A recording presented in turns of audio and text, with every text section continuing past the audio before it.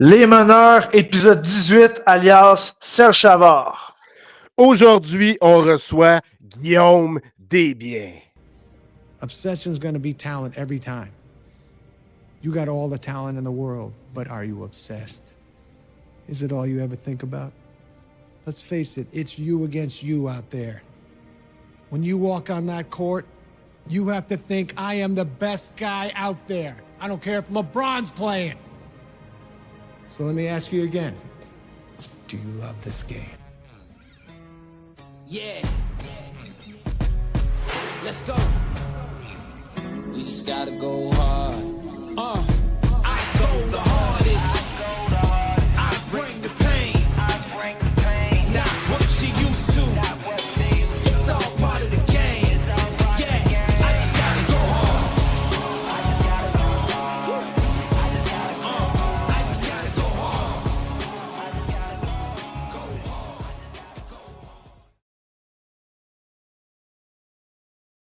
Bon midi à tous et bienvenue aux meneurs. Épisode 18, épisode Serge Savard. Oui, il est vieux. Ben, désolé pour les personnes de cet âge-là, mais ce que je veux dire, c'est qu'on ne l'a pas vu jouer, mais on l'a vu, par contre, être directeur général des Canadiens de Montréal. En tout cas, pour ma part, peut-être pas pour toi, Kev.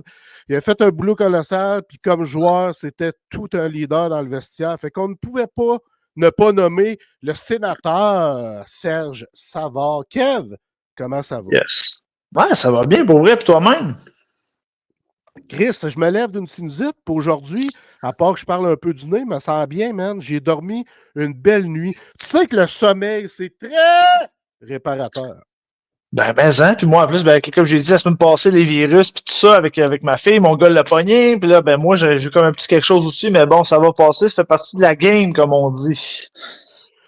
Tu me l'as donné, Kev, pour vrai. Ça s'est rendu jusque chez moi, donc de Montréal jusqu'à Duparquet, en passant par Rouyn-Noranda, cogné à une porte qui s'appelle les Huskies de Rouyn-Noranda.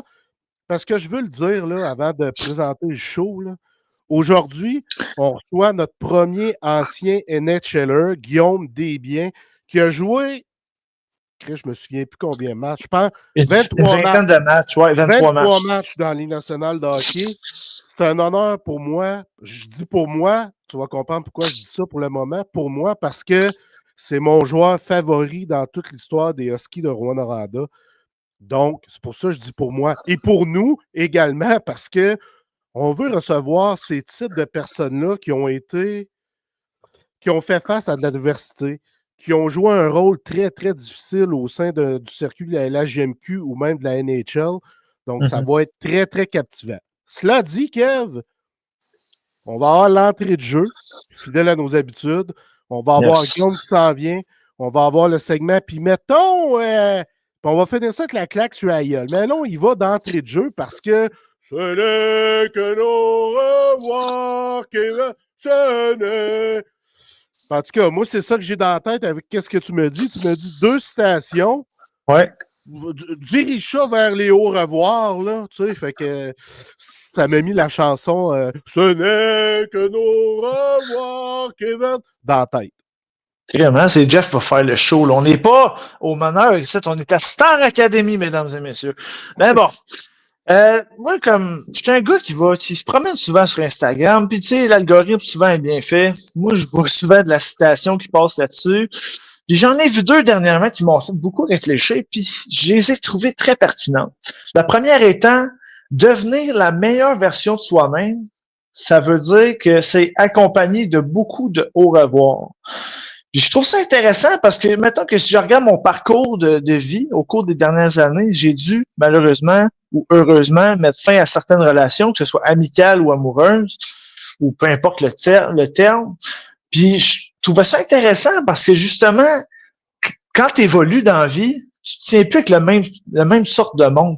Ton cercle d'amis va automatiquement changer. Si tu restes au même stade toute ta vie, ben, je pense que ton cercle d'amis va rester le même. Mais si tu évolues puis que tu deviens comme tu avances dans la vie puis que certaines d'autres personnes restent à la même place, ben, ultimement, il va y avoir un gap entre les 2 personnes qui vont se faire. Fait que, éventuellement, va falloir que tu fasses du ménage dans ta vie, tu sais. Puis des fois, c'est par la force des choses. Des fois, c'est parce que tu prends des décisions qui mènent à ce dénouement-là.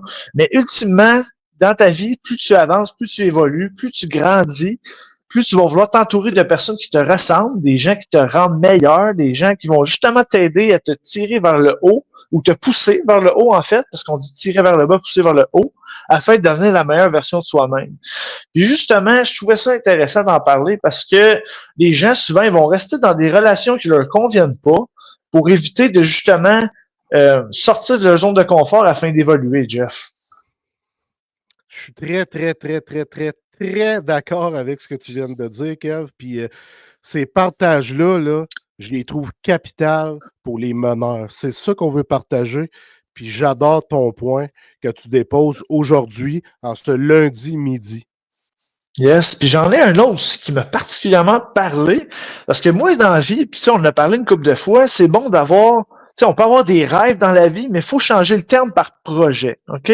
Je trouve ça important d'apporter cette nuance-là, parce que dans la vie, là, c'est important d'avoir des plans quand tu as un projet, OK? Puis il faut que tu sois têtu avec ton plan. Je garde, mettons, je veux devenir, peu importe, j'ai envie de devenir pâtissier dans la vie. OK, on va prendre cet exemple-là. Je veux devenir pâtissier.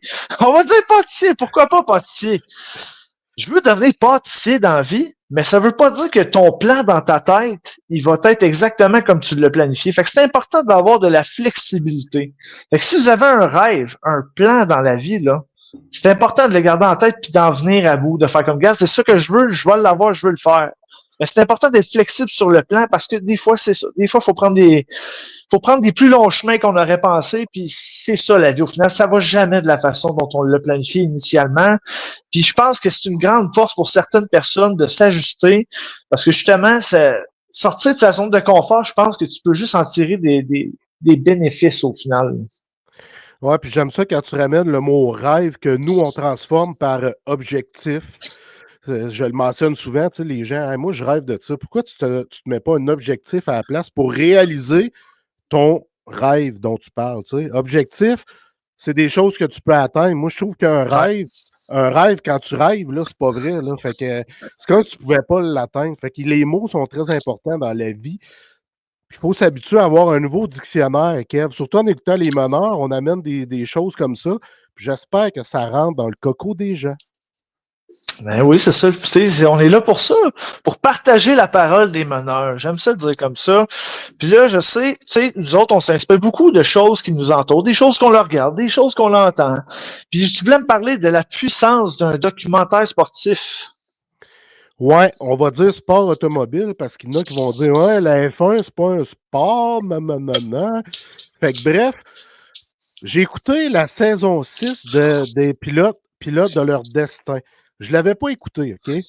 Puis ce documentaire-là, c'est la 6e saison, donc qui était la saison 2023, qui est sortie au mois de mars 2024, que j'ai pas écouté parce que la saison 2024 de F1, je l'ai écouté juste par bout parce que j'étais en plein deuil.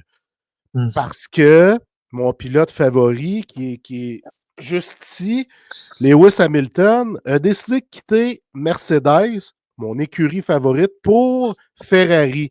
Ça m'a donné un nasty shake, man. Je ne sais pas pourquoi. Fait que là, j'étais tellement en crise que je me suis dit, moi, je boycotte la F1, je boycotte mon pilote favori, Lewis Hamilton. De la merde, je ne suis plus ça, tabarnak. C'était ça mon mindset, mais à un moment donné, tu te rends compte que ça n'a pas de bon sens parce que c'est un sport qui me suit depuis aussi longtemps que le hockey. Je me souviens, tous les dimanches matins, j'écoutais les courses avec mon père avant qu'on s'en aille travailler au garage. C'était comme on déjeunait en écoutant notre course, puis après ça, on s'en allait travailler. Puis depuis ce temps-là, ça me suit, ce sport-là. Et là, dans la dernière année, je l'ai écouté plus ou moins. Puis mon chum Francis, tu le connais, il est venu ici au Meneur, Francis. On écoutait ça quand on était coloc. Lui aussi, c'était un tripeux d'F1. On écoutait toutes les courses ensemble. Puis depuis qu'il habite à l'autre bout du monde, depuis près de 15 ans, on écoute quand même nos courses ensemble, mais pas ensemble. Tu sais, on se parle vocalement par Messenger. Mais là, c'est lui qui m'a lancé le message. Chris, Jeff, j'aimerais ça que tu aimes la F1 comme tu l'aimais avant. Ça n'a pas de bon sens que tu sois en crise comme ça. En plus, Ferrari, t'es aimes, nanana.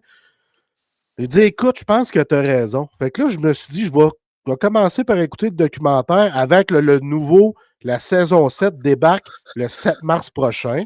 C'est ce que j'ai fait.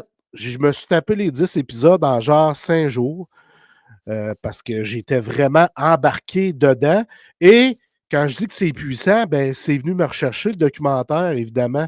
C'est venu réveiller cette passion-là qui somnolait depuis quelques mois. Et je suis très ravi de ça parce que j'aime ce sport-là, puis je ne peux pas le mettre de côté. Puis je suis content que Francis et le documentaire aient ravivé cette fameuse flamme-là. Ouais, puis tu sais, souvent quand on a des passions dans la vie ou quelque chose qu'on aime profondément, ben souvent ça va venir avec de la haine, j'ai l'impression. C'est souvent une relation amour-haine, tu sais. Puis Ouais, c'est pareil avec n'importe quel sport, n'importe quelle passion que tu as. Je pense que dans ce temps-là, puis même encore aujourd'hui, c'était un comportement qui était légitime parce que ça fait longtemps de ça, j'imagine, que tu dis ça. Là. Ben, de ma frustration, tu parles ou. Non, mais je parle de ta passion que tu avais laissée de côté. Ça faisait combien d'années, mettons? Ben, ça faisait 1 an environ, là. Ah ben quand même, tu sais, mais justement, tu as appris dans ce processus-là que, tu sais, à un moment donné, je l'aime ce sport-là, puis il faut se shaker et revenir dans le game à un moment donné. Fait que, good job de t'être raisonné avec ça. Puis tu sais, au final, je pense qu'aujourd'hui, ben, comment dire, des fois, prendre un pas de recul, c'est toujours mieux pour avancer après. Là. Ouais, exactement. Fait que voilà le documentaire puissant que j'ai écouté.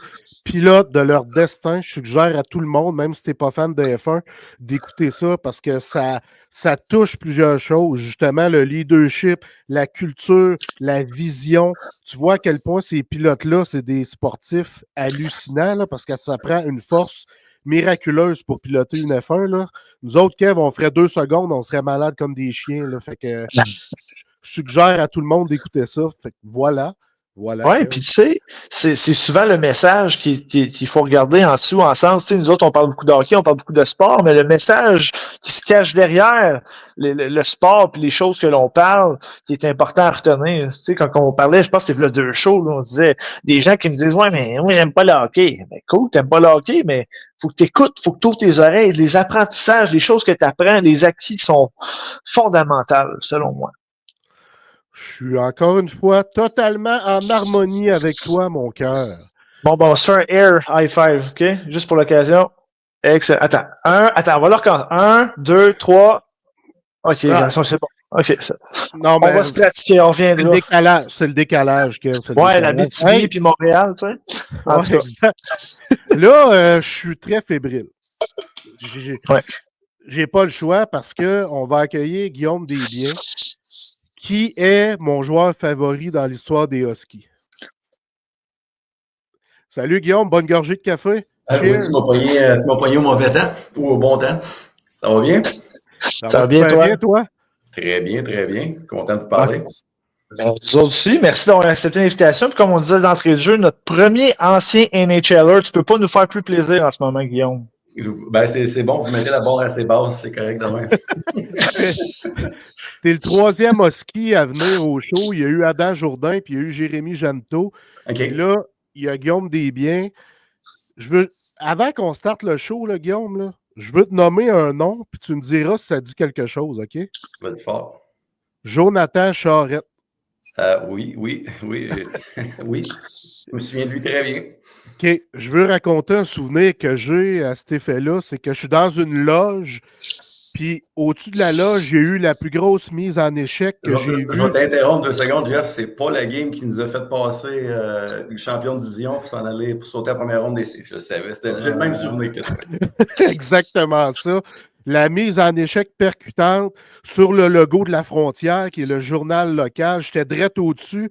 J'ai défoncé le plafond de la loge. J'ai sauté d'un bras à mon chum, puis j'ai dit à mon père, c'est ça, Guillaume Desbiens, je te l'avais dit, c'est un asti de vrai. Je vais toujours me souvenir de ça, Guillaume. Je te remercie. Tu as vraiment marqué ma vie pour vrai, là. Ben, ce souvenir-là, ben, ça fait plaisir. Puis Rouen a marqué ma vie aussi énormément. Fait que j'ai toujours des beaux souvenirs de ça. Puis ce souvenir-là en particulier m'a marqué encore plus. Ça faisait 4 ans que j'étais avec les Huskies dans ce temps-là. Puis on travaillait pour essayer de se rendre plus loin en série. Puis c'était comme la première fois qu'on gagnait une division. Là, tout de suite, après mise en échec, je pense que c'est Brent Aubin et Philippe Dupuis sont Philippe partis Dupuis, en 2 contre 1. ça. Oui, puis ils ont marqué pour le but gagnant, puis après ça nous donnait le championnat de division. Puis dans le temps, je ne sais pas si c'est encore comme ça, on sautait on avait un bail pour la première ronde à cause de ça. Fait qu'on passait directement en deuxième ronde. Oui, on avait toute une équipe avec André Tourigny qui était le pilote en chef. Là. Il y avait Yannick Tiffu également qui avait eu une bonne saison. Oui. C'était toute une édition. Fait que je voulais te rappeler ce souvenir-là d'entrée de jeu. Fait que merci. On est à la même place. Il va y avoir d'autres souvenirs que je vais te partager au courant de l'épisode. Mais Kev, je vais te céder la parole, ça ne sera pas trop long. Là. Il y a une question qui me titille, Guillaume.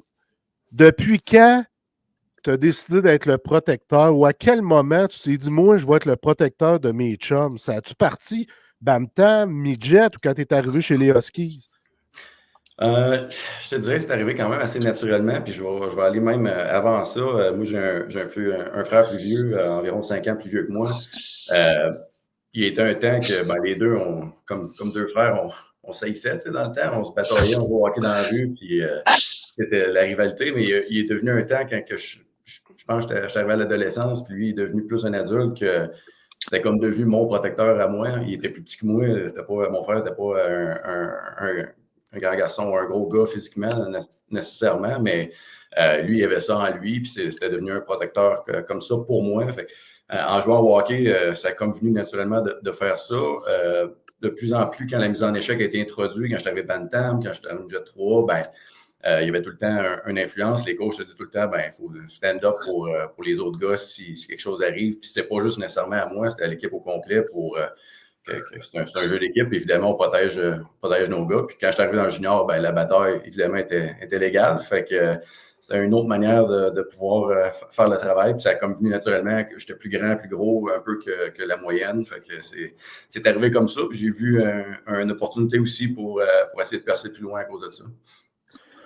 Ben écoute, je trouve ça intéressant que Jeff, tu commences avec ça parce que moi, j'ai pris des notes, OK? Puis moi, j'avais une question, OK? Puis tu peux, ça remonte à loin probablement dans ton esprit, mais vite comme ça, je vais te nommer une liste, là, puis tu répondras à ma question par la suite. Ouais.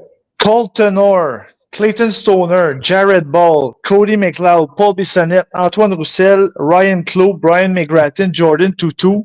Lequel parmi ceux-là t'a donné le plus de fil à retordre dans ta carrière? J'étais curieux de t'entendre là-dessus. Puis s'il y en a plusieurs, so be it, mais j'étais vraiment curieux parce qu'il y a une couple là-dedans. De ce que j'ai pu observer dans mes acquis de hockey, c'est qu'il y a une coupe de tough là-dedans. On va s'entendre, là. Ouais, quand j'ai jamais été un gars à Ligue nationale à temps plein. J'étais tout le temps un gars qui se faisait rappeler à temps partiel. Puis d'habitude, quand j'arrivais, c'est un gars de 4e ligne. Fait que automatiquement, tu étais matché avec les 4e lignes de l'autre bord. Mm-hmm. Je te dirais, ils m'ont tous donné du fil à retordre, mais celui-là que j'ai le moins bien paru, je pense, c'est mon combat à Calgary contre Biz, la superstar, Paul Bissonnette. J'ai comme perdu mon équilibre, puis ça n'a pas fait mal en tant que tel. Il ne m'a pas cassé le nez ou rien, mais j'étais pas sur mon équilibre tout le combat. Puis je regardais ce combat-là des fois, puis je suis comme, c'est pas là que j'ai le mieux paru. Mon deuxième, c'était Matt Cassian à Minnesota. Puis ça, dans le temps, c'était ici, en face de mes ex-beaux-parents. Je suis sorti de la classe. J'avais le côté de la face bleue au complet. Il m'avait sacré une paupière. Je n'avais mangé une coupe de coups de poing dans la face. Puis ça avait fait mal pour vrai. Là. Parce qu'on va se dire les vraies choses. C'est rare que tu te faisais planter pendant un combat. Là.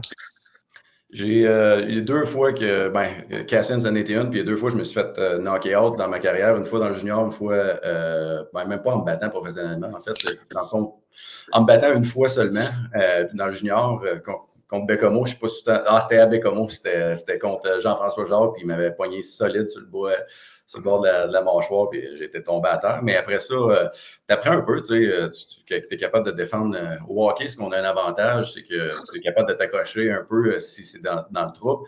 À boxe, c'est différent, tu ne peux pas faire ça. Sauf qu'au hockey, l'autre côté négatif, c'est que tu n'as pas de gants qui absorbent. C'est des jointures à mâchoire direct, fait que faut faire plus attention. Mais non, j'ai appris à me défendre un peu, puis Jeff, tu te souviens sûrement, Pascal Morancy était arrivé avec nous autres à loin ma 2e année junior. Il m'avait sacré une bonne volée quand j'avais 16 ans. Lui, il en avait 19. Il venait juste de battre le record des minutes de punition dans le junior. Puis, coïncidence encore, j'étais avec la semaine passée, j'étais pour le travail en Idaho. Lui, il demeure là-bas. Puis on écoutait la game Canada-US, la finale ensemble. Ah, ouais. Je m'aurais les souvenirs. Puis Pascal, ben, il était un gros influence sur moi dans le temps. Il m'a aidé beaucoup sur la glace à me prendre à me battre. Puis comment faire ça, le travail comme du monde. Tu sais, quand c'est le temps de le faire, puis quand c'est pas le temps, puis des techniques ici et là. Fait que... Wow, beau partage, Guillaume. Puis Kev, je veux faire du millage un peu sur ta question que je trouve excellente parce que moi, il y a un combat de Guillaume que j'ai écouté à outrance, puis je l'ai fait écouter à tout le monde. C'est contre Ryan Donnelly. Je sais pas si tu te souviens de ça. Il me semble que c'était en décembre 2006. Je m'en souviens très bien. Tu sais, à un moment donné, il te varlope un peu, puis là, t'enlèves ton coude, puis tu en calisses un bon, là. Mes genoux, ils ont plié. Hey, moi, ce combat-là, là, j'ai dit, ça n'a pas de bon sens. Là. La force de Desbiens. Tu sais, tu penchais la tête, tu recevais des coups sur la tête, puis là, quand t'as enlevé ton coude, c'était terminé.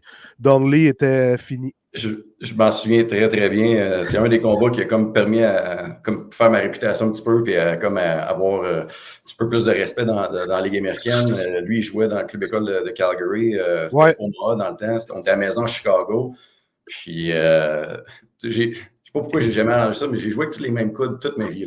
Tu sais, as un équipement, là, tu joues tout le temps avec la même affaire. Mais quand je me battais, c'était la chose la plus fatigante sur la terre. À chaque fois que je me battais, je me battais quasiment contre moi-même pour enlever le coude. Il y a des fois, quand je savais que j'allais me battre en début de match, on les mettait même pas les coudes. Je les mettais pas les coudes parce que je savais qu'est-ce qui allait se passer. Admettons, la game Canada-US la semaine passée, là, c'est sûr que mes coudes, ils étaient pas là. C'était sûr, certain. Je les mettais au banc quand j'arrivais après le combat. Mais non, je m'en souviens bien, j'avais tombé sur le genou. Puis une de mes techniques dans le temps, c'est que je me mettais assez plus loin, puis je me mettais le menton à l'intérieur de mon épaule. Souvent, je me battais comme des gars plus grands, fait qu'eux autres, il y avait plus de reach. Fait qu'au moins, s'ils me frappaient, ben, c'était sur le dessus de la tête. Puis ça fait mal, mais ça fait pas mal moins mal que sur le bouton. Fait que je me protégeais de main, puis là, j'ai tombé sur le genou, puis en me remontant, j'ai réussi à le pogner direct sur la mâchoire. Fait que ça a fait bonne nuit pour lui, mais non, je me souviens très bien. Aïe, aïe. Merci pour ce partage. Mais moi, je voulais revenir un petit peu en arrière parce qu'on a parlé un peu vaguement des Huskies. Mais je voulais savoir, on a demandé justement à Dan Jourdain et à Jérémy Jannetot qu'est-ce que André Tourigny représentait pour eux, tu sais. Puis, c'est ça que j'ai déterré. Yes! Fait que ça répond un peu à ma question, mais mettons avec des mots, qu'est-ce que André Tourigny et les Huskies de Rouyn-Noranda représentent pour toi en général? Ben, honnêtement, les Huskies, c'est l'organisation pour les 4 ans que j'ai été là. Ça a été comme ce qui m'a permis de devenir un adulte. Oublions le hockey pour une couple de minutes, là, mais c'est là que j'ai grandi. J'avais mes années 16-17 ans que j'étais très immature puis que j'apprenais un peu à vivre juste être un joueur de hockey. Puis après ça, à 18-19 ans, tu commences à avoir un rôle de leader puis à devoir montrer un exemple, puis avec l'aide d'André Tourigny, exactement, de ma famille de pension, Michel Morin, que je demeurais à Rouyn-Noranda. Jeff, j'imagine, tu connais un peu minute. J'ai eu une relation incroyable avec lui, puis je me suis développé comme un humain. André, quand il est arrivé, Robert Mongrain s'était fait congédier au début de saison après une game je me souviens bien, c'était à Hall ou quelque chose comme ça dans le temps. André est arrivé, André, c'est le plus jeune coach dans la ligue. Puis, André avait une prestance puis un minime arrogance quand il arrivait. Au début, je n'étais pas sûr comment ça allait se passer. Ma première game, j'ai tellement essayé de l'impressionner. J'ai pogné 4 punitions inutiles parce que j'essayais trop d'en faire. Puis là, un moment donné, il me pogne lui. Puis Dan Dupont, qui était l'assistant, il dit là, calme-toi, là. C'est la première game, là. On sait qu'est-ce que tu es capable de faire. Il faut jouer au hockey un peu. Puis après ça, on s'en fera des batailles puis de la physicalité et tout ça par la suite.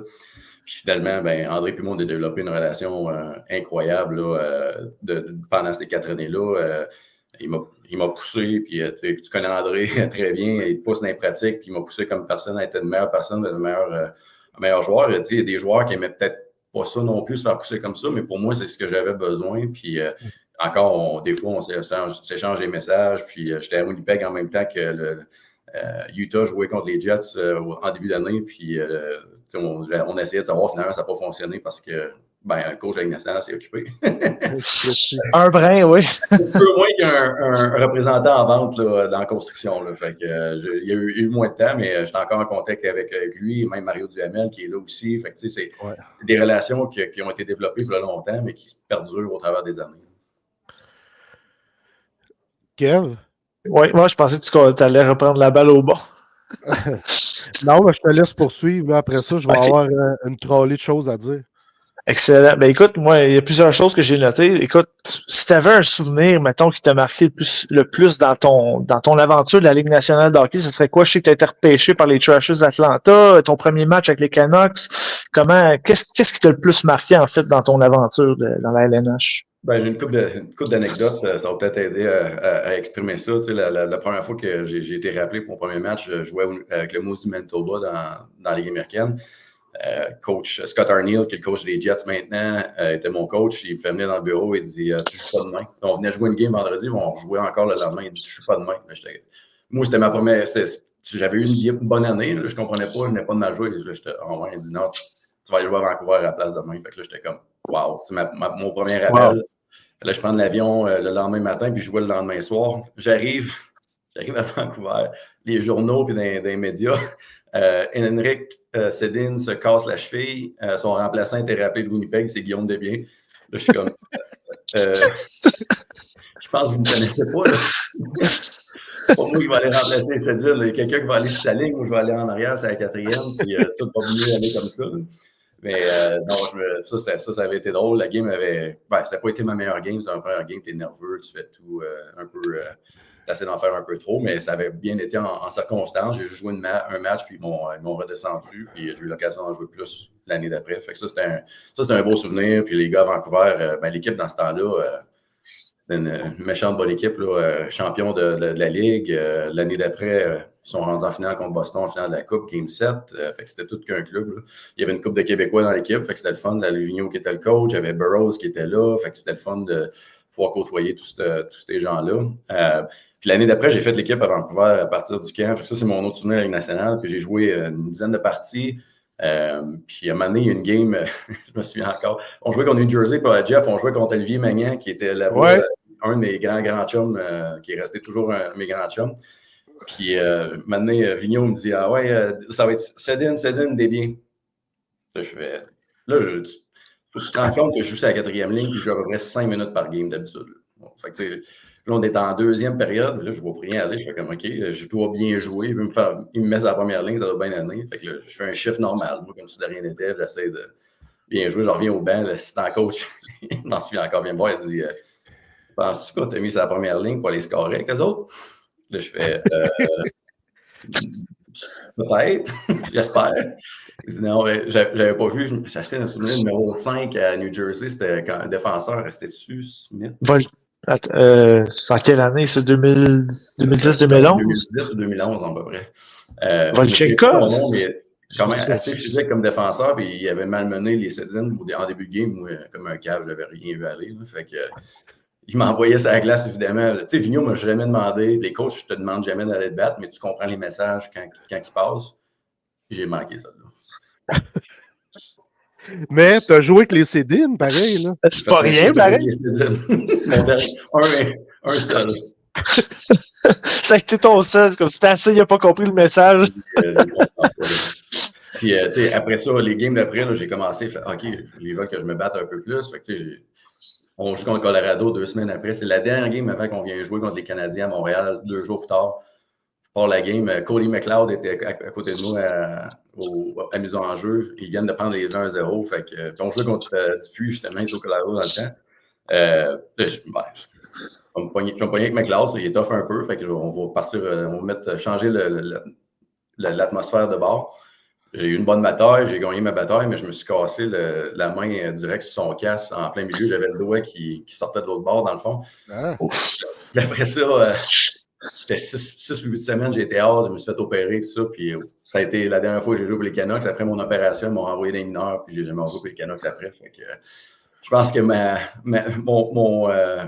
fate était scellée après mon manque de chiffres pendant le chiffre avec les Sedin. Fait que quand j'ai joué à Calgary l'année d'après, quand je me suis fait rappeler, je pense que je me suis battu à peu près à tous les games avec Calgary. Ah ouais. Et je ne laissais pas, ça n'arrivera pas encore. Je l'ai compris le message, coach. J'ai peut-être pas compris tout de suite. Ça me prend un peu de temps, mais quand je le comprends, je le fais, par exemple.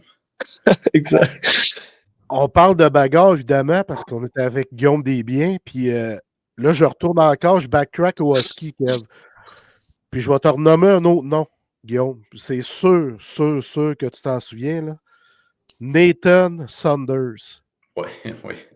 Oui, je me souviens très bien. Très, très bien. Hey, c'était la série contre Moncton, Cole Crawford était devant le but. Ça se passait à Rouen. C'est la plus belle ambiance que j'ai jamais vue, même pendant les championnats qu'on a eus dernièrement. Là. Il n'y a rien qui est à côté. Cette game-là, les baies vitrées shakaient. Saunders était sur la glace sur un bord, Desbiens était sur la glace sur l'autre bord. C'était sûr. Je ne sais pas si tu as assez de mémoire parce qu'après cette game-là, il y a eu une poignée de main. Tu as parlé un peu à Saunders. Tu te souviens-tu qu'est-ce qu'il s'est dit ou tu t'en souviens pas? Je me souviens pas ce qu'il s'est dit, mais je suis à peu près certain. Je peux quand même en penser ce qu'il s'est dit. Il y a une couple de gars dans le junior que j'ai joué contre que, honnêtement, à chaque fois qu'on jouait contre, c'était quasiment sûr qu'on se battait. Saunders en était un. Avec Richard Stellick à Lewiston dans le temps, un gros bonhomme, me battait tout le temps contre. Dominique Damour, dans le temps, c'était Hull. On se battait tout le temps contre quasiment. Fait que, il y a beaucoup de combats qui sont passés comme ça ou de gens que j'ai joué contre. Puis tu commences à développer tes haïs, mais tu commences à développer un respect mutuel pour chacun parce que tu fais, hey, à tous les games, lui, il est là, puis il y va. Fait que, c'est des choses, c'est stressant, c'est pas nécessairement tout le temps le fun de penser avant la game, mais qu'une fois qu'on le fait, on se respecte. Puis je suis à peu près certain que c'était quelque chose là-dessus qu'on jasait. Hey man, je te respecte, tu peux même pas t'imaginer, grosse série. Puis Moncton, c'est vrai, t'as raison, c'était le bruit dans l'aréna, c'était incroyable. Là, moi, j'étais allé à la finale quand les Huskies ont gagné leur première coupe. J'étais dans la loge avec Pierre, puis écoute, ça devait pas être loin le bruit parce que c'était bruyant en sacrament dans cette game-là contre c'était qui déjà qui ont joué en finale? J'ai oublié. Ben, moi aussi, fait qu'on est deux à avoir oublié. On est deux, j'ai un blanc de mémoire, mais anyway, c'était bruyant aussi. Mais ça a été des souvenirs incroyables. Là. Cette game-là contre Moncton, on a gagné en 6, je pense. On a réussi à gagner Game 6 à Rouen, en plus à la maison. Fait que c'était un beau ruban ou un beau je perds mes idées, là, mais un chou sur le cadeau pour finir cette série-là. Là. On aurait aimé ça aller plus loin après dans les séries, là, mais ça n'a pas fonctionné contre Halifax. Ouais, puis à cette époque-là, Kev, tous les joueurs avaient les cheveux teints rouge, puis les gilets étaient tous roses. Parce que ça ouais, exactement. C'est clair. J'ai encore des photos de ça, mais je montre ça à ma fille des fois, puis elle me regarde comme si j'étais un martien. C'est ça. Anecdote au sujet de Guillaume, Kev, la dernière année qu'il a joué dans le Q, 27 goals, 206 minutes de pénalité, puis le gars a gagné le trophée humanitaire. C'est toutes des antithèses qui vont contre un l'autre. Hein? Ça fait pas de sens. Vous êtes trompé de gars?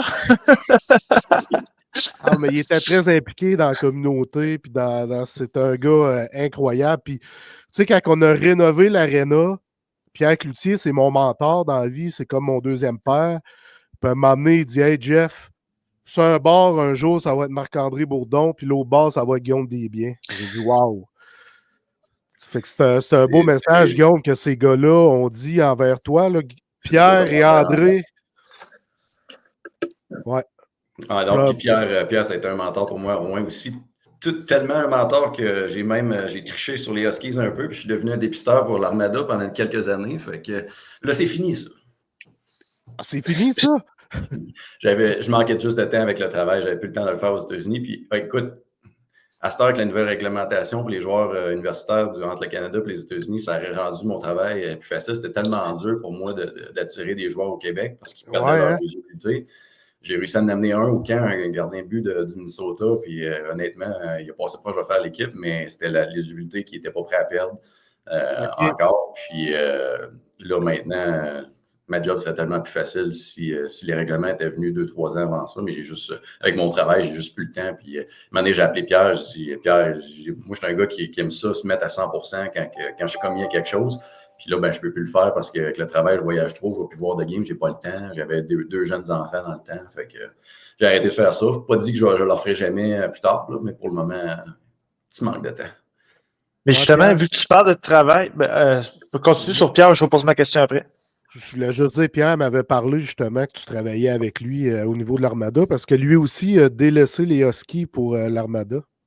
Je pense que les deux, ça nous avait fait mal au cœur, mais à un moment donné, La vie professionnelle, tu vois où que les opportunités sont. Puis c'était là Exact. pour Pierre, c'était là. Ben Puis oui. pour moi, c'était là aussi. Puis il n'y a pas de. Écoute, les Huskies, ça va tout le temps été mon équipe.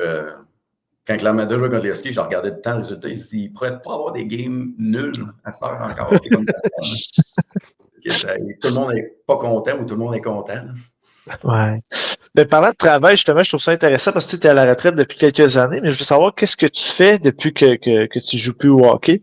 Oui, je suis représentant des ventes pour une compagnie qui construit de l'équipement de construction pour le béton.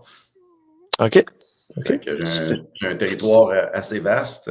Puis là, ben, je travaille pour un jour acquérir le territoire du Québec pour pouvoir venir voir mon monde un peu plus souvent. Là, mais pour le moment, je couvre tous les États du nord des États-Unis. Puis j'ai la Colombie-Britannique, l'Alberta, le Saskatchewan, puis le Manitoba. Donc là, j'essaie d'expliquer aux gens de ma compagnie, sûrement qu'ils ne verront pas ce show-là de toute façon, c'est vrai que je peux le dire. Là, mais ça serait très intelligent, mettons, que tu mettrais un représentant qui parle la langue dans le territoire qui parle juste cette langue-là. Ouais. Puis t'es installé. C'est dur à faire comprendre aux gens qui ne comprennent pas la réalité du Québec. T'es installé au Minnesota, hein, si je ne me trompe pas. Oui, j'étais à Minneapolis, centre-ville de Minneapolis. Je regarde les buildings de la fenêtre chez nous. Là. Wow, The State of Hockey qu'ils l'appellent. Oui, justement, le championnat, dans le fond ici, ça serait comme provincial là, de High School Hockey League ici. Là, justement, vous avez vu des images à la TV, ça se joue à l'aréna Excel Energy Center, qui est l'aréna du Wild. C'est sold out, 20 000 personnes par game. Ah, c'est fou. C'est fourrette, c'est complètement fourrette. C'est ce qui, aux États-Unis, c'est ce qui rapproche le plus du Canada côté hockey. C'est le Minnesota. Ouais, effectivement. Puis tu vas souvent avoir le Wild ou ça ne t'adonne pas beaucoup avec le travail? Des fois, c'est dur, mais au moins 1 ou 2 games par saison. Je suis allé cette année, j'ai encore beaucoup d'amis dans l'organisation des Jets. Tous les gens, quand moi je jouais pour le Moose du Manitoba, les trainers, les thérapeutes, les gérants d'équipement, c'est tout le même monde du Moose qui ont monté avec le Jets. Les Jets, je suis encore ami avec eux autres. Fait que quand ils viennent en ville, d'habitude, on essaie de se voir. Fait que je suis allé voir la game justement dans le temps. Ben, je pense qu'ils sont peut-être encore le Wild puis les Jets, c'était l'équipe 1 et 2 dans la Ligue nationale dans ce temps-là. Fait que je suis allé voir ça. J'ai amené ma fille aussi, elle est rendue une fan de Marc-André Fleury. Fait que, avec raison. J'ai expliqué que je me suis fait repêcher la même année qu'elle, mais pas mal plus bas que lui, mais pas mal plus bas. Mais honnêtement, 4e ronde, moi, je trouve ça pas pire. Oh, ben, j'étais très fier de ça, mais lui, évidemment, il était les premiers overall complètement. Là, fait que, petite différence. Là. Petite différence. Ouais. Ben, tu veux dire, dans le fond, je sais pas si tu côtoies des joueurs du Wild, mais est-ce que, vu que tu as vu jouer Kaprizov de près régulièrement, qu'est-ce que tu peux nous dire sur lui? Parce que moi, je le regarde à la télévision, puis il y a pas beaucoup de joueurs qui me font lever de mon siège dans les nationales, je trouve, mais lui, ça en est un. C'est impressionnant, lui, honnêtement. Tu le sais, qu'aussitôt qu'il touche la rondelle, il y a quelque chose qui va se passer. Tu sais, une game de hockey dans la nationale, des fois, un mardi soir, peu importe c'est où, là, il y a des longueurs, des fois. Tu sais, ça arrive. Puis quand lui est sur la glace puis il touche la rondelle, là, tout le monde est comme sur leur siège, levé sur leur siège, puis attend de voir ce qui se passe. Moi, ce qui m'impressionne, c'est comment fort sur la rondelle qui est. Tu sais, je veux dire, il est quand même grand, mais tu sais, c'est pas le plus gros bonhomme sur la terre. Il y a des gros bonhommes dans la Ligue nationale, puis un peu similaire à Crosby, quand il se met en protection de rondelle ou il ouvre ses hanches pour patiner, c'est impressionnant comment personne n'est capable d'y enlever la rondelle. Ils l'ont eu, ce gars-là, ils l'ont eu gratuitement. Là, je pense que c'est un choix de. Je sais pas quel 5e ronde. 5e ronde en 2015. Ouais. Hey, c'est impressionnant. Là. Mais non, il est le fun à voir. Puis parmi avec tout ce qui se passe entre la Russie et le Canada, et les joueurs, et tout ça, ben, lui, il a l'air d'être commis à. Tu sais, le Minnesota, c'est un peu comme le Canada. C'est pas tout le monde qui est super motivé à aller signer des contrats là-bas. Là. Fait que. Lui, il a signé ici. Il reste encore une couple d'années d'ailleurs, je pense. Fait que c'est le fun de voir qu'il y a un commitment à jouer ici. Là. Vraiment. Puis, tu sais, on parle beaucoup justement évidemment, moi j'habite à Montréal, Jeff, on est au Québec, puis on parle beaucoup d'Ivan Demidov. Tu sais, justement, il compare beaucoup la game de Demidov avec celle de Kaprizov. Fait que, tu sais, ça met un peu l'eau à la bouche, disons, quand on regarde aller Kaprizov. En effet, je n'ai pas vu jouer Demidov, là, je l'ai entendu parler comme toi, mais c'est vrai que si la comparaison est telle, même si c'est 80% de ça, ça va être beau. Jeff? Bon, là, il faut parler de l'Europe un peu, parce que Guillaume, tu es allé en Autriche. Oui. Tu as fini, je pense, ta carrière. D'un coffee shop en Autriche, d'ailleurs. Ah ouais? Comment t'aimais ça là-bas? Le hockey là-bas, c'est-tu populaire? Comment ça se déroule? Puis pourquoi tu t'es ramassé là? J'ai adoré ça, être en Europe. Et Ouais. honnêtement, s'il y avait un moyen légal d'y avoir resté, j'y serais encore. Ouais. Le style de vie hors hockey, là, c'est fantastique. Dans ce temps-là, ma fille, elle avait 3-4 ans. Quand on est parti là-bas, on était juste une petite famille. Puis là, on vivait l'Europe. Nous autres, pense, les États-Unis, c'est plein de petits États qui sont proches l'un de l'autre. Là, tu es en Europe. C'est tous des pays différents avec des cultures différentes, des langues différentes, un collé sur l'autre. Fait que là, un jour, on était en Autriche, on était à 1 heure de Zurich, on allait à Zurich. Le lendemain, on pouvait aller en Italie, on était à 1 heure d'Italie, on pouvait aller en Allemagne. Tu explores des places que jamais j'ai pensé pouvoir voir. Le hockey en tant que tel était différent, beaucoup différent, puis ça m'a pris un petit peu de temps à m'adapter à ça. Tu me connais, je ne suis pas le gars le plus habile sur patin.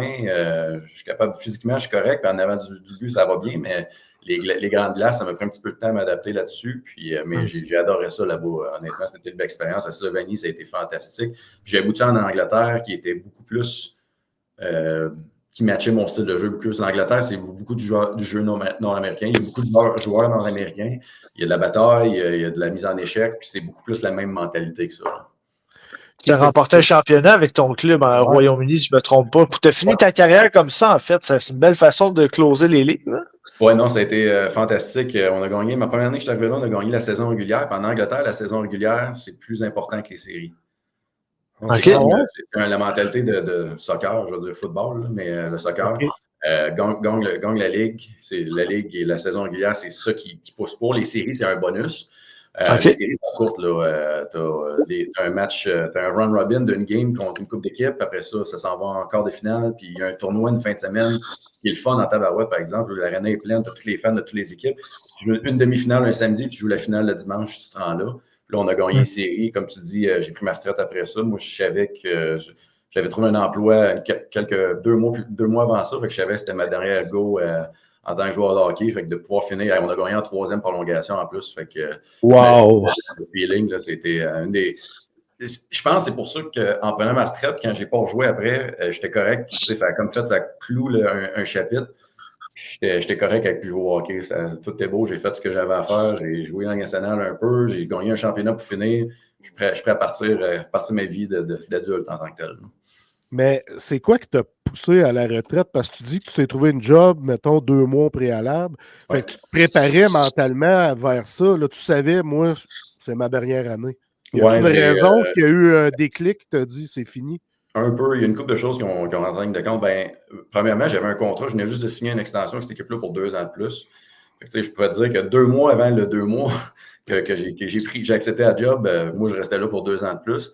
2 ans avant, quand je suis arrivé en Angleterre, moi, j'avais eu une grosse commotion en Slovénie. Je me s'étais fait frapper late incroyablement. Puis je me suis retrouvé à l'hôpital. Je me suis réveillé à l'hôpital. Puis j'étais dans un hôpital, j'étais en Autriche. Ça parle juste allemand. Puis tu t'en reviens à tes sens. Là, tout le monde te parle en allemand. Tu étais bien en joueur de hockey, c'est une civière dans le corridor. Tu fais comme. Tu passes quoi, là? J'ai passé la nuit là. C'était super. Mais ça, c'était arrivé. J'étais allé jouer en Angleterre. Puis à un moment donné, je parlais à ma femme qui est maintenant mon ex. J'étais comme, tu sais, ma prochaine commotion, là, je pense que ça va être temps de prendre ma retraite. Là, elle m'a comme regardé. Elle dit, t'es calme, pourquoi t'attends que ta prochaine commotion? C'est quoi qui va. Tu sais, ta prochaine commotion, tu sais pas ce qui peut se passer. Et, ça va peut-être être grave, ça sera peut-être pas, mais pourquoi attendre de blesser ton cerveau encore puis à commencer ça? Fait que quand elle a dit ça, ça a comme fait un déclic. Ma fille, elle avait 4 ans dans ce temps-là. Elle s'en allait à la maternelle. Là, j'étais comme, bon, on va-tu faire commencer l'école pendant 2 ans là-bas, puis après ça, la ramener en Amérique du Nord? C'est faisable, il y a du monde qui le font, mais j'étais comme moins motivé à faire ça. Fait que là, j'ai commencé à prendre des cours universitaires en ligne. J'ai fait une couple de cours. J'ai commencé à appliquer pour des jobs. Puis finalement, j'ai eu une job au Minnesota. J'ai travaillé pour Polaris pendant 1 an, tu sais, les motoneiges. Ouais. Une job d'entrée de niveau, mais quand même, pour un gars sans diplôme universitaire comme moi, c'était une belle porte d'entrée pour le marché du travail. Fait que quand j'ai eu l'offre d'emploi pour ça, j'ai comme fait, je pense que c'est mon signe. Puis là, en gagnant les séries, comme on disait, Kev, ça a comme mis ça cloue le chapitre là, parfaitement, mais c'est fait. Ma prochaine question va un peu rebondir sur ce que tu viens de dire parce que, tu sais, ça va être un peu plus sérieux comme question parce que, tu sais, ça fait quand même un bout de temps, je me souviens pas du timeline exact, mais tu sais, ton style de jeu au hockey, c'était pas un rôle facile, on va s'entendre. Vous aviez un peu la job ingrate, même si c'était valorisé auprès des coéquipiers. D'un point de vue extérieur, le gars qui se bat, qui joue 5 minutes. Bref, on a perdu une couple de joueurs au fil des années, les Wade Billack, Derek Boogar, Rick Ripien, pour de multiples raisons. Mais est-ce que tu as eu des moments un petit peu plus difficiles dans ta carrière, justement, à cause du rôle que tu avais, des difficultés que ça engendrait d'avoir ce rôle-là? Est-ce que tu as eu c'est ça, de ce genre de difficultés-là, toi aussi, ou pas du tout? Très bonne question. Je peux pas dire pas du tout. Puis tu parlais des gars qui sont décédés justement avec des problèmes mentaux par la suite. Rick Ripien, j'ai joué avec le Moose. Sa dernière game de hockey, on était sur la glace ensemble. Je me souviens, on était au party de fin d'année ensemble. J'étais assis sur une banquette, on avait une bière ensemble. Puis les Jets, ils revenaient. C'était l'année que les Jets revenaient d'Atlanta. Puis il venait juste de signer un contrat one-way avec les Jets à 600 000 par année US. Là. Fait que tu peux te dire comment que faut que tu sois troublé et que tu quelque chose qui ne marche pas pour dire non à ça puis s'enlever la vie par rapport à ça. Fait que, il y a eu beaucoup de remises en question là-dessus. Puis la santé mentale, c'est important. J'ai comme fait partie de cette vague, de ce mouvement-là d'amélioration, puis de respect, puis de humanisation, de prendre du temps pour soi-même, pour la santé mentale. Pour moi, de mon côté, quand j'ai joué, tu as tout le temps de l'anxiété, de stress avant une game. Tu sais, comme Jeff le disait, je savais que quand j'allais jouer contre Nathan Sanders le lendemain, là, je savais que je me pognais avec. Tu sais, la nuit d'avant, tu dors puis tu essaies de dormir, mais c'est pas facile. Tu sais que ça va arriver. Tu te dis, j'ai saqué une volée demain ou c'est lui qui va me pogner puis je vais me faire knock-out. Ou tu sais jamais ce qui va arriver. J'ai tout un stress, une anxiété qui vient avec ça. Heureusement, je pense ce qui m'aidait un peu, c'est que j'avais un rôle dans le junior surtout, professionnel un peu aussi. J'avais quand même un rôle un petit peu offensif, dépendamment des ligues et des équipes pour qui j'ai joué. Ça, je me valorisais un peu comme ça. Puis les gars avec qui j'ai joué, les équipes avec qui j'ai joué, c'était très dans le vestiaire. Puis moi, c'était la seule chose qui comptait. Eux autres, ils valorisaient ça. Puis pour moi, si je faisais mon travail, puis que mon coach, mon GM, mon capitaine, puis les gars, les joueurs de skills qui sont protégés, si eux autres, ils respectaient ça, ben pour moi, je faisais mon travail, puis il y avait une valorisation qui se passait comme ça. Je ne peux pas dire ce qui s'est passé dans la tête de ces gars-là en tant que tel pour que ça soit différent pour eux autres, parce que Rick était capable de scorer aussi. Là. Il y avait quand même des skills pour un gars qui se battait. Ouais. Il y a d'autres choses qui se passent dans la tête pour ça. Mais j'ai été chanceux. J'ai pas vécu ça. Même à la retraite, j'avais plus peur de la retraite pour ça que pendant ma carrière, honnêtement. J'avais peur de ce qui se passait. J'avais-tu pas capable de trouver un emploi? Je vais-tu manquer la game tellement que je vais essayer de m'y accrocher pour le restant de ma vie? Fait que, c'est toutes des choses qui te passent dans la tête. J'ai été chanceux. J'avais un bon système de support de mon côté, ma famille, puis mes amis. Puis ça s'est passé quand même sans trop d'anicroche. Fait que je suis chanceux. C'est pas tout le monde que ça se passe comme ça. Fait que je me considère très chanceux. Je vais faire un peu de village là-dessus. Ouais, vas-y. Kev, quand tu es joueur puis que tu sais qu'il faut que tu droppes les mitaines match après match, tu dois mal dormir. Tu prends-tu quelque chose pour dormir? Tu prends-tu quelque chose pour te réveiller? Tu sais, comment que ça fonctionne quand tu es un bagarreur, on va le dire comme ça? Là, comment ça fonctionne dans la vie de tous les jours? Là? C'est sûr que tu es sous le stress en tout temps? Oui, tout le temps. Chanceux d'un côté, tu sais, j'ai vu des gars qui en prenaient des choses pour dormir, des choses pour se réveiller. Rien de trop grave, même à Rouen, il n'y avait pas le monde, tout le monde pensait dans le temps dans le junior, tout le monde était sur la drogue. Là. Écoute, peut-être qu'il y en avait, mais moi je ne le voyais pas, puis j'étais assez proche des gangs, même professionnels, c'était pas si pire que ça, mais l'accès, c'est plus aux médicaments quand tu es blessé, qui est facile, surtout aux États-Unis. Écoute, je me souviens, je me suis séparé l'épaule l'une de mes premières années pro à Atlanta, c'était à Gwinnett, dans l'East Coast, dans le temps. Le docteur était assez rapide. J'ai eu des Percocet, des Vicodins envoyés par là. Puis tu prends ça. Je n'ai pris une coupe pour mon épaule pour vrai ce que j'avais besoin. Puis la manière dont tu te sens, c'est comme aïe aïe, là, c'est des choses puissantes. Puis je l'ai pris pendant 2 jours. Après ça, moi, je jette ça dans la poubelle. Je prends un verre de temps en temps. J'ai même pris des brosses dans le temps sans problème. J'ai pas de problème de le dire, mais j'ai jamais pris de drogue de ma vie. Fait que ça m'a fait peur. C'est quelque chose que je pourrais voir comment que quelqu'un pourrait devenir accroché à ça. Puis j'ai mis ça dans la toilette. J'ai dit non, je vais souffrir avec mon épaule. Puis après ça, on verra comment ça aller. Mais je pourrais voir comment c'est facile pour un athlète professionnel qui reçoit des prescriptions comme ça de tomber là-dedans. C'est très facile. J'ai jamais eu besoin de faire ça pour dormir. je prenais c'était le café, puis j'en prenais en sacrément, puis j'en prends encore du café pour me réveiller.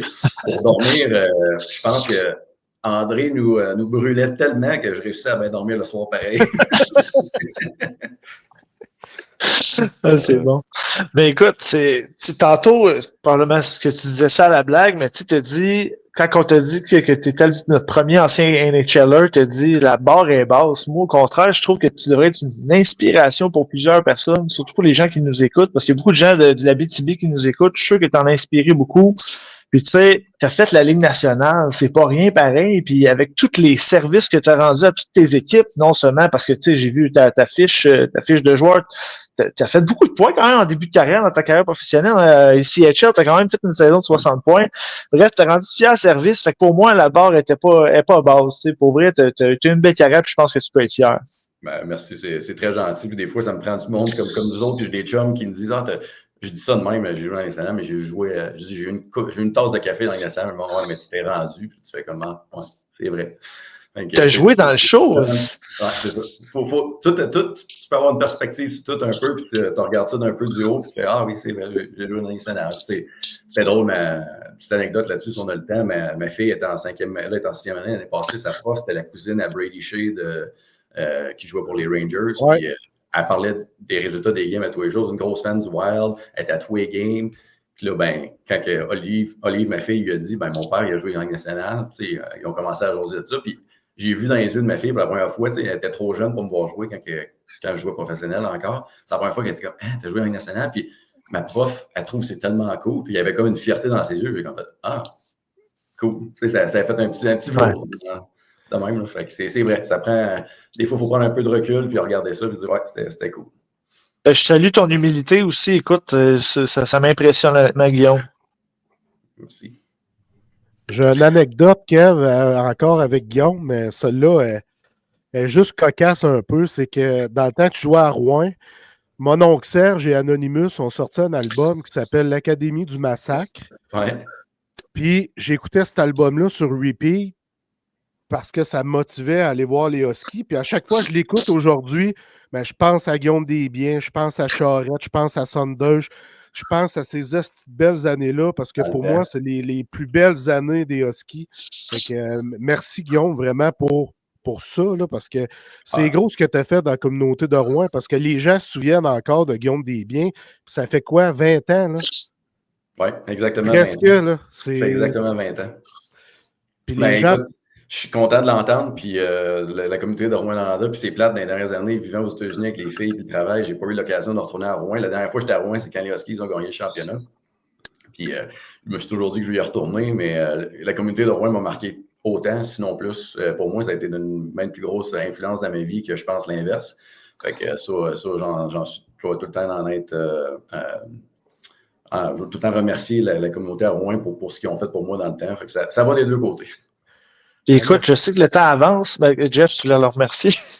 Ouais, ben vas-y, on le remerciera, mais qu'on doive le laisser aller. Ben, en fait, justement, le temps avance, fait que l'entrevue tire pratiquement à sa fin, mais je voulais savoir si tu avais un message à passer, ce serait quoi, mettons, concernant n'importe quoi, que ce soit ta carrière, concernant un rêve que les gens ont, peu importe, ce serait quoi le message que tu aurais à léguer aux gens qui nous écoutent? Une bonne question, ça. Un message en tant que tel. Écoute, moi, personnellement, en tant que joueur de hockey, si c'est pour les joueurs de hockey qui écoutent, j'ai toujours pensé que je travaillais fort. J'ai toujours pensé que je mettais 100% de mon temps dans le hockey et tout ça. Puis, à un moment donné, tu te rends dans des plus hauts niveaux puis tu commences à réaliser non, lui, il en fait plus que moi. Lui, il en fait plus que moi. Puis là, je regarde ça. Puis, j'ai pas nécessairement un regret, mais il y a des bouts de ma vie que je me dis, écoute, si j'avais fait telle chose de plus, ça aurait-tu changé la trajectoire? J'aurais-tu...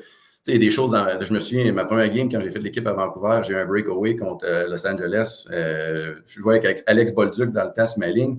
C'était Jonathan Quick, le goaler. Puis je me dis, si je score ce game-là, j'ai-tu de la confiance qui développe? J'ai-tu, puis là, je passe l'année au complet là. Puis là, j'ai peut-être une saison de 10 buts dans la Ligue nationale.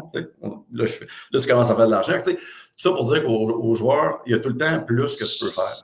Il y a tout le temps un petit peu plus que tu peux faire. Tu penses que tu en fais assez, mais jamais assez, honnêtement. C'est ça que je voudrais dire. Puis côté vie en tant que tel, c'est important de d'avoir un système de support autour de toi, que ce soit au travail, que ce soit au hockey, que ce soit dans n'importe quoi que tu fais. Si les gens auprès de toi ne sont pas là pour tes meilleurs moments, évidemment, ils ne sont pas là pour tes pires moments, ils ne sont pas là pour tes meilleurs moments. Fait que c'est important d'avoir une famille, des amis qui sont là pour te supporter, que ce soit te parler, t'écouter ou te pousser quand c'est le temps. Fait que ça, pour moi, ça a été important dans ma vie. Puis c'est pour ça que côté santé mentale, je pense que là, je suis une belle place pour ça à cause justement du système de support que j'avais. Très beau message, Guillaume. Écoute, ça tire à sa fin. On devra te sortir de notre studio pour terminer notre show, Guillaume. Vraiment, là, tu ne peux pas savoir à quel point je suis content.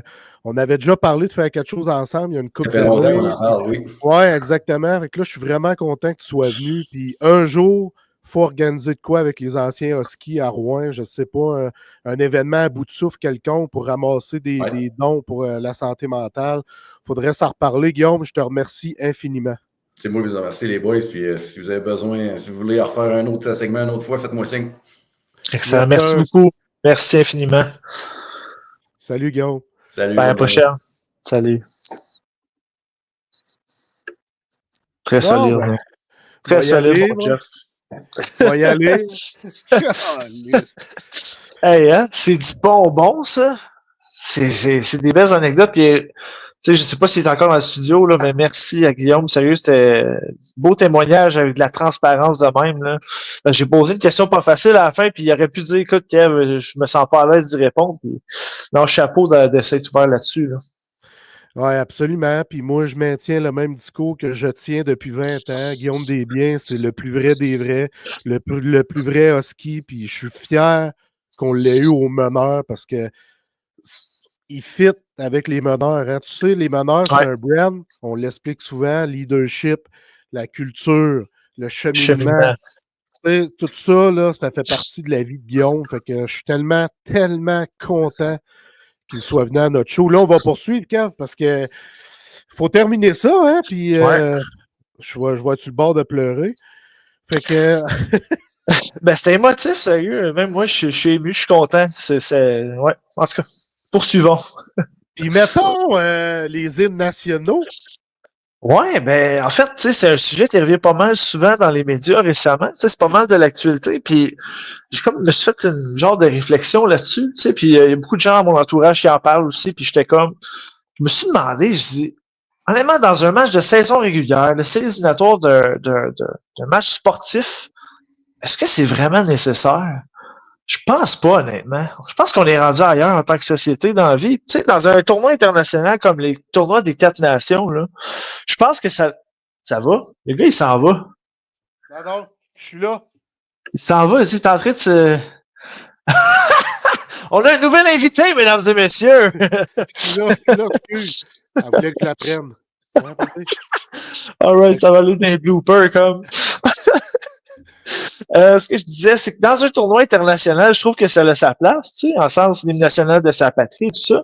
Mais dans un match de saison régulière, je commence à trouver ça redondant. Tu sais, j'ai rien contre les patries, que ce soit le Canada, les États-Unis, peu importe, j'ai absolument rien contre ça. Mais surtout dans un contexte actuel où les hymnes nationaux sont hués pour les raisons qu'on connaît, astérisque à Donald Trump, tu sais, je pense que je les retirerais. Parce que ça fait plus de conflits qu'autre chose, surtout dans les gradins. Mais rendu là, je pense que des fois, la politique et le hockey, ça devrait pas être mélangé. Pourtant, moi, ça me rend émotif, là. Mettons, t'es d'un aréna quelconque, de la Q, puis que là, l'hymne national est chanté. Moi, ça me donne des frissons énormément, pour vrai. Je dis pas le contraire, c'est juste que des fois, comme j'ai dit, surtout considérant le contexte actuel, tu sais, moi aussi, j'aime ça, tu sais, je vais au Centre Bell, j'enlève ma casquette, je la mets sur ma poitrine, c'est le fun. Tu sais, je sais pas, puis en plus, c'est souvent des bons performants qui sont là, mais je sais pas, on dirait que pour tout ce que ça représente au niveau politique, les conflits que ça engendre, moi, je les retirerais, mais sauf pour les tournois internationaux. Mais ça, c'est mon opinion. Merci, Donald Trump! Puis mettons, les curieux. Ouais, il y a plusieurs curieux, tu sais, dans ma vie de blogueur qui me posent la question, ben là, tu vis-tu vraiment de ça? C'est quoi ta job au juste? Le mot blogueur, les gens, c'est pas tout le monde qui comprenne c'est quoi la définition de blogueur, mais c'est simple, c'est rédacteur, chroniqueur. Quand on dit de cette façon-là, ah, OK, mais je veux juste lancer le message, c'est que oui, je vis très bien de ma plume et j'en suis choyé. Je suis rédacteur en chef à temps plein pour La Poche Bleue et je m'en sors excessivement bien. Je le répète souvent, je suis choyé, je suis chanceux parce que j'ai créé cette chance-là d'être dorénavant le rédacteur en chef de La Poche Bleue. Mais qu'est-ce que ça fait un blogueur? Ça écrit des textes, ça rédige des textes, ça suit l'actualité, dans ce cas-ci, dans mon cas à moi, de la Ligue nationale de hockey. Donc, toujours sur X, anciennement Twitter, être à l'affût de tout ce qui se passe dans les coulisses de la Ligue nationale de hockey pour être les premiers à sortir la nouvelle. C'est comme ça qu'on se fait un nom, qu'on monte le brand. Je corrige les textes de mes chroniqueurs, c'est-à-dire qu'eux se publient eux-mêmes, mais moi, le soir, quand je suis dans mon lit, je m'en vais lire leurs textes, m'assurer qu'il n'y a pas de faute. Je fais les horaires également. Fait que, tu sais, j'ai beaucoup de travail. Là. Je gère la communauté, c'est-à-dire, je réponds aux commentaires, les haters, les gentils, je réponds. Ou j'efface quand ça n'a pas sa place. Fait que c'est beaucoup de travail. Puis oui, c'est bien rémunéré quand tu es à la bonne place. Fait que c'était ça, mon message à véhiculer à ces gens-là qui se questionnent sur qu'est-ce que c'est au juste un blogueur. Puis est-ce que tu peux vivre de ça? La réponse est absolument. Parce que moi, c'était un rêve que j'ai transformé en objectif que j'ai réussi à atteindre en 2012 ou en 2013. Fait que j'en suis excessivement heureux aujourd'hui. Puis je suis content de livrer ça aux gens, d'expliquer c'est quoi au juste blogueur. Ouais, puis moi aussi, j'avais la même réalité. Là. À chaque fois que je disais à quelqu'un, ben moi, je dis à la place, j'étais rédacteur en chef, gestionnaire, tu sais, dans le temps que je travaillais avec HL. Fait que, tu sais, ça faisait un peu plus comme, ah, OK, mais au final, c'est quoi ça? C'est quoi ça fait? Fait que, non, c'est vrai que ça engendre beaucoup de questions auprès des gens. C'est comme, tu sais, on dirait dans leur tête, c'est comme, ah, ben, il fait ça à temps perdu, là, puis il y a une vraie job. Non, non, c'est une vraie job. On est des styles de journalistes, puis en plus, on est genre, tu sais, puis je dis pas qu'on est des journalistes, mais c'est comme, tu sais, ça frôle un peu ce métier-là, on va s'entendre. Mais, tu sais, au final, on est tout le temps plugué dans le hockey, puis je pense qu'aussi les gens qui sont autour de toi doivent s'ajuster un peu à toi. Tu sais, en sens, tu sais, ça va amener à être pas mal sur son sel, checker beaucoup l'actualité, t'es un peu moins dans le moment présent des fois, Exact. mais ça fait partie de la job, tu sais. En fait, ben en fait, c'est toi qui m'as dit ça il y a une couple d'années. Bloguer, c'est un mode de vie, c'est pas un emploi. Puis c'est vrai pareil quand tu y penses, ça, c'est un esti d'ajustement à faire, mais quand t'es passionné puis t'as la flamme, comme Janto le disait au show précédent, quand t'as la flamme, t'es passionné de quelque chose, ben on dirait que ça t'aide à avancer puis à évoluer dans ce domaine-là. Ouais, puis ton entourage, comme tu dis, doit être au courant de ton métier. Tu sais, parce que tu as raison. Moi, je traîne mon ordi parce que j'aime pas ça travailler mon cellulaire. Je le fais vraiment en cas d'urgence. Mais je traîne mon ordi partout, puis ça arrive. On a un souper, là. J'ouvre mon ordi, j'ai pas le choix, il faut que je fasse quelque chose. Tu sais, ça fait partie du métier. Là, aujourd'hui, je suis rédacteur en chef. On m'a permis de bien m'entourer avec La Poche Bleue. Donc, je suis vraiment honoré de travailler pour La Poche Bleue. Je le répète souvent, là, mais je suis tellement bien traité qu'avec La Poche Bleue, là, ils m'ont permis de me former une équipe justement pour ne pas travailler 28 heures sur 24 puis 8 jours sur 7. Fait que je suis très, très, très content. Bref, la claque sur la gueule. Ah! Attends, moi, je vais te rewinder un petit peu. J'avais une petite dernière affaire à ajouter, juste pour te mettre en contexte. Quand j'avais commencé à faire ça dans le temps, là, quand justement avec Fanadien, j'étais tout le temps sur mon sel, je voulais rien manquer. Puis je m'étais pogné avec mon frère, on était au bar, OK? Puis moi, il fallait que je fasse un texte ou peu importe quoi. Puis mon frère, il avait raconté quelque chose, une anecdote, une histoire, puis moi, ben, j'étais sur mon sel, je travaillais, fait j'avais pas écouté. Puis là, j'étais sur mon sel, puis son histoire, ça avait rapport au hockey. Tu sais, moi, je suis sur mon sel, là. Là, je vois la nouvelle, je suis comme, hey, telle personne a été échangée, ou peu importe. Il me regarde, il dit, t'es-tu sérieux, là? Je viens de le dire, là, comme 5 minutes, quand t'écoutais pas, t'étais sur ton logiciel. Je dis, ben oui, mais Max, ça, parce que mon frère s'appelle Maxime, je regarde, je dis, ouais, mais ça, c'est ma job, Max. C'est comme si moi, j'allais à ta job, OK? Puis je te disais à ta job, je te regarde en pleine face, je te dis, hey, fais pas ta job, puis je m'en vais te déranger à ta job. C'est le même principe. C'est juste que, tu sais, c'est un ajustement à avoir pour les gens de notre entourage. Bref, la claque sur la gueule, mon Jeff. Ben, je te laisse annoncer pas la prochaine claque sur la gueule qu'on va donner, mais le prochain invité qu'on va amener. Oui, ouais, exactement. En fait, pour ceux qui ont écouté le show avec Nathan Duguay, il y a 2, 3 shows, euh, il avait parlé de son ancien coach avec, je me souviens plus du nom de l'équipe, ça va pas bien. Someng, l'équipe de Someng, ça va être François Landreville, l'entraîneur-chef ou l'entraîneur de Someng qui va venir nous faire un petit brin de jasette au meneur pour l'épisode 19. Fait que je suis bien content de sa venue, Jeff, parce que c'est un homme de hockey qui est très instruit puis il en a formé des joueurs dans sa carrière.